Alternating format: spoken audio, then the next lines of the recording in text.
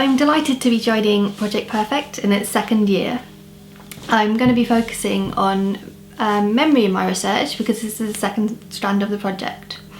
As part of my contribution towards this strand of the project, I'm going to be focusing on two different issues. So the first issue I'm going to be focusing on is distorted memory and the way that memory distortions could be beneficial to us. I'm going to be writing a paper with Lisa Bortolotti on memory distortions. So when memories are distorted, false beliefs are formed about the past. So the sorts of beliefs we're interested in are false, but they have some kernel of truth to them.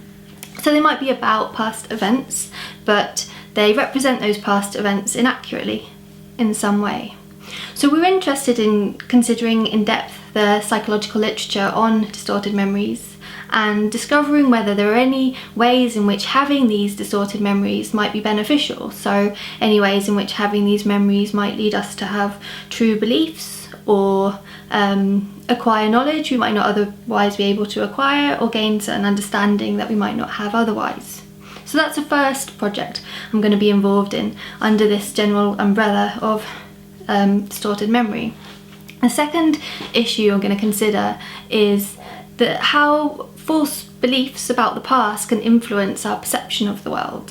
So there have been two literatures within philosophy and psychology that have considered how experiences from the past, memories of the past, can influence the way we perceive the world.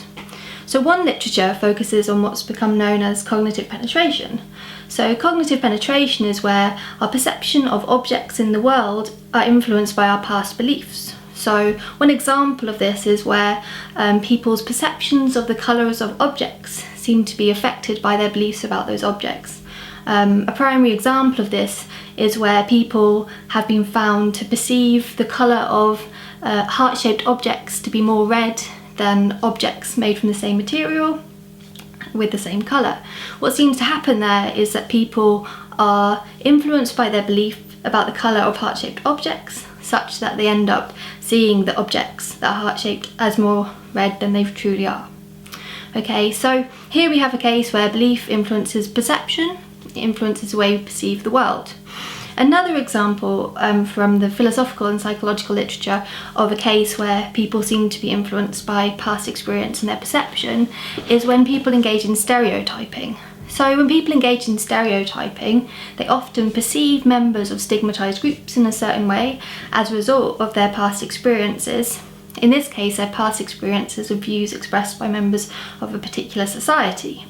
So these are two literatures that have been developed in philosophy and psychology. My aim is to bring them together to provide an overall account of the various ways that our perception can be influenced by past experience. This is related to memory because it seems as if the past experiences that influence our perception are memories of objects that we've experienced in the past, or memories of views of people within society.